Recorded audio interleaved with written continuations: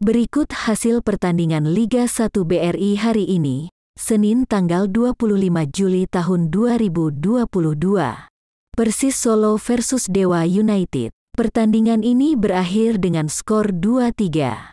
Persita Tangerang versus Persik Kediri. Pertandingan ini berkesudahan 2-0.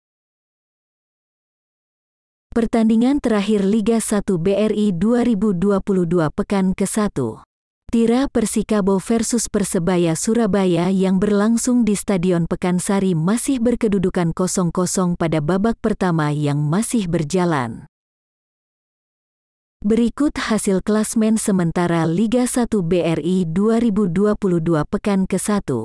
Di posisi pertama ditempati Madura United dengan 3 poin, Borneo FC di posisi kedua dengan poin 3, sementara posisi ketiga ditempati Persita Tangerang dengan poin yang sama. Posisi keempat ditempati oleh Dewa United dengan 3 poin, unggul selisih gol dengan PSM Makassar yang berada di posisi kelima. Sementara Bali United melengkapi posisi 6 besar klasmen Liga 1 BRI pekan ke-1.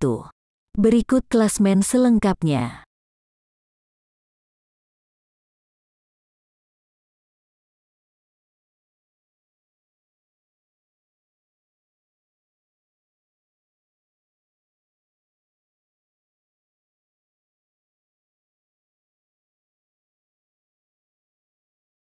Berikut 5 besar daftar skor Liga 1 BRI 2022.